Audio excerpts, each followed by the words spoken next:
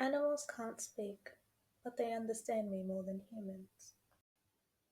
A smile with perfectly straight white teeth, eyes that stretch in the same direction, an expression that is meant to convey friendliness, one that invites people in, the very same face that puts others at ease, propelling them to the very top of the social ladder. So who is this person with the very same features, yet with a face contorted in the opposite direction? The person usually surrounded by a group of friends, or people wanted to be in close proximity, sits alone in a dim lit garden. I turn to walk away until a single droplet falls between my eyes, as if to signal the arrival of a downpour. Luckily, I have my umbrella. I always do, 'cause I don't like surprises. I start walking towards my bus stop, 'cause I figured that person would get up. The rain was starting to get heavier, but something compels me to look back and see that they are still sitting there. It's not my problem, I say to myself. I don't like getting involved with people like that. It never ends well. A person like me just doesn't belong with someone like that. We are on the opposite ends of the ladder, yet for some reason I cannot shake the expression they had on their face, one that I had never seen on that person. My house is close to the bus stop. I can just run once I get off.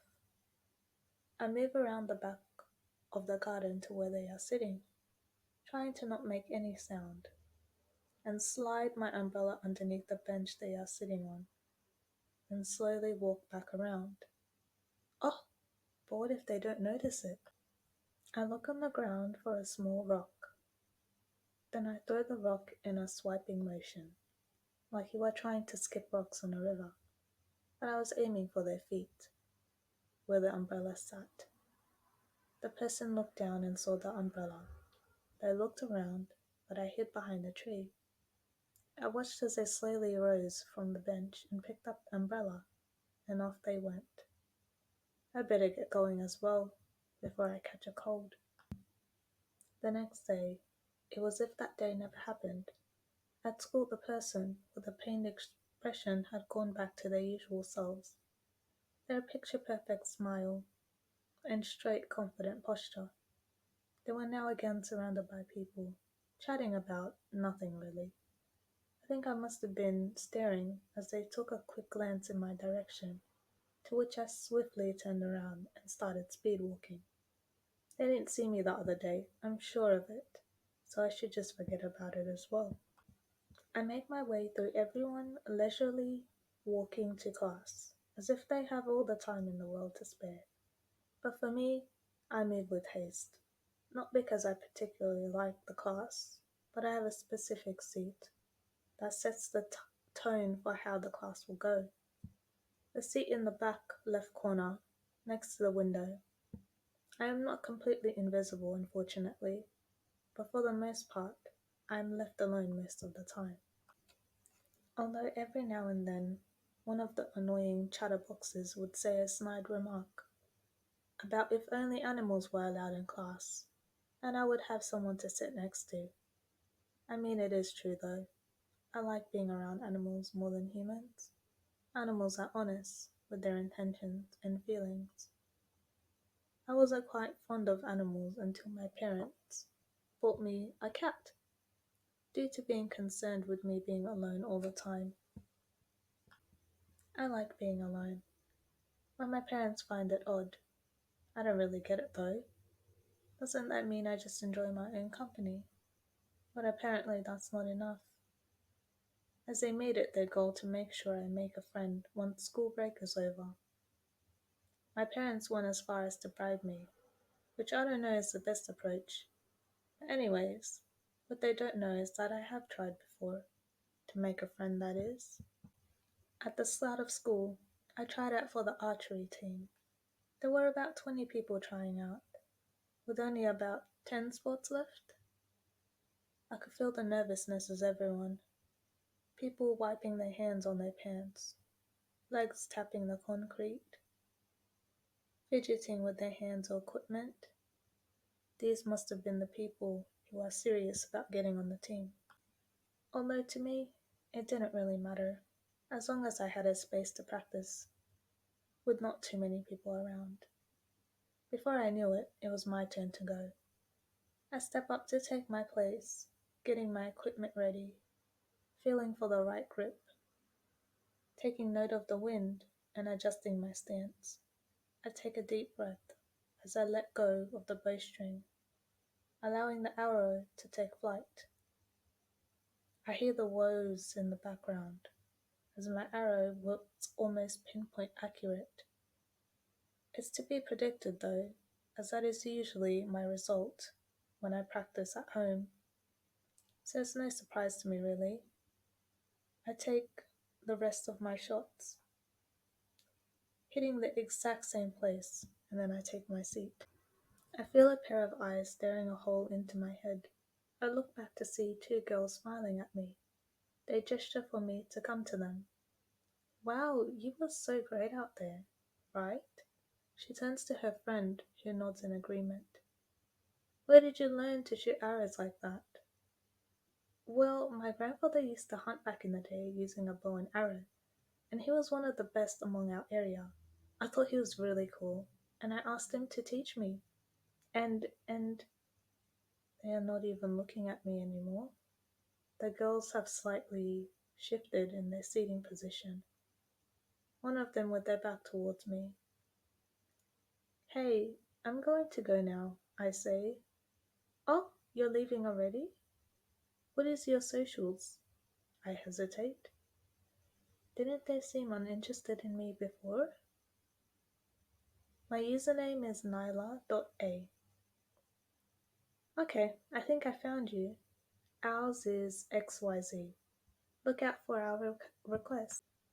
When I went on the bus and opened my notification list, there was no request. What was the point in all of that? I thought. The next day I had found out that I made the team, and so did the two girls. They approached me as I was practicing. I knew you would make the team. You were so good the other day. Thanks. Hey, did you get our friend request yesterday? No, I replied shortly. Oh, really? That's so weird.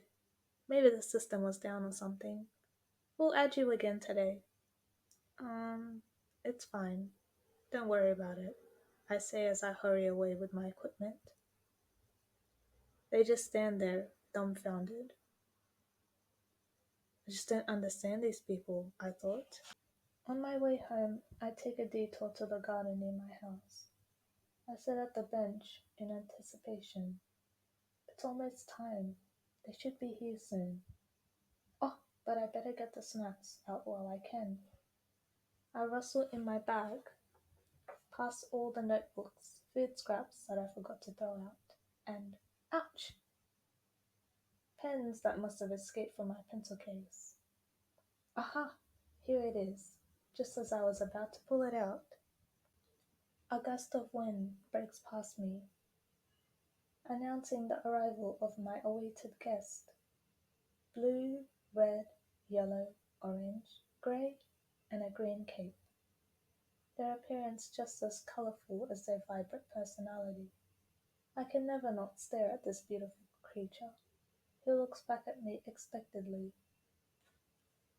This unlikely friendship started weeks ago, on a day I had an argument with my parents.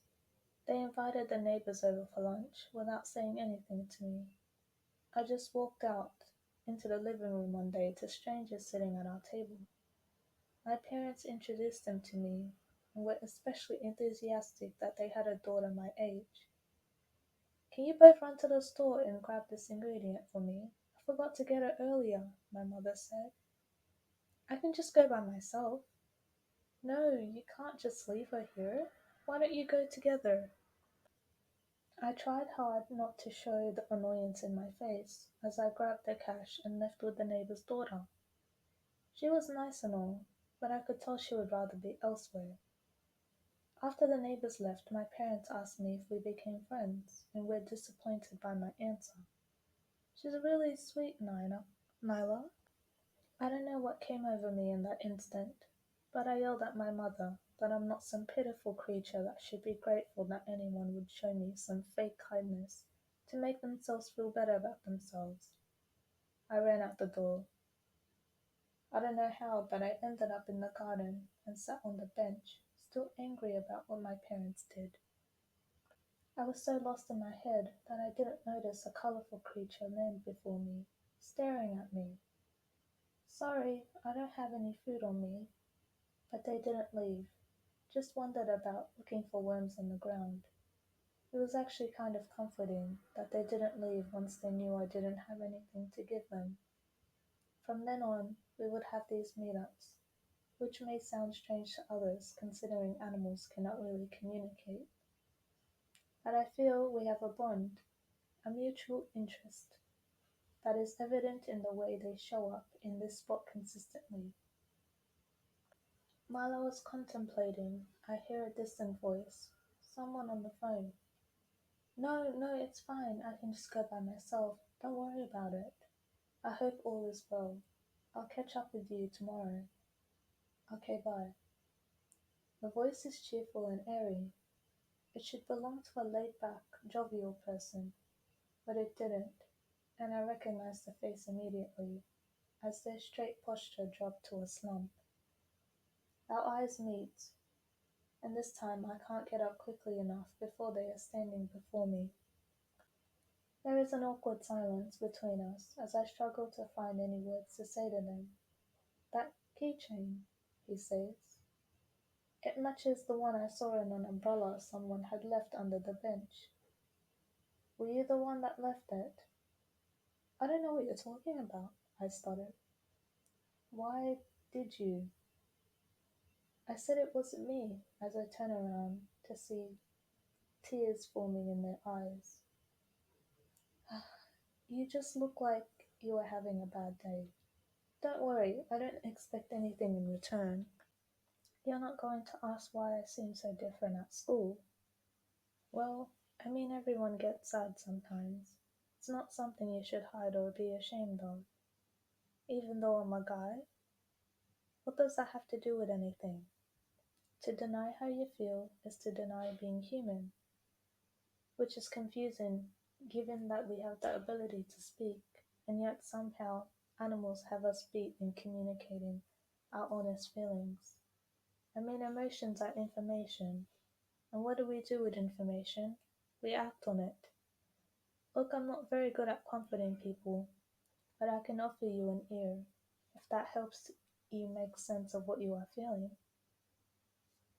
Okay,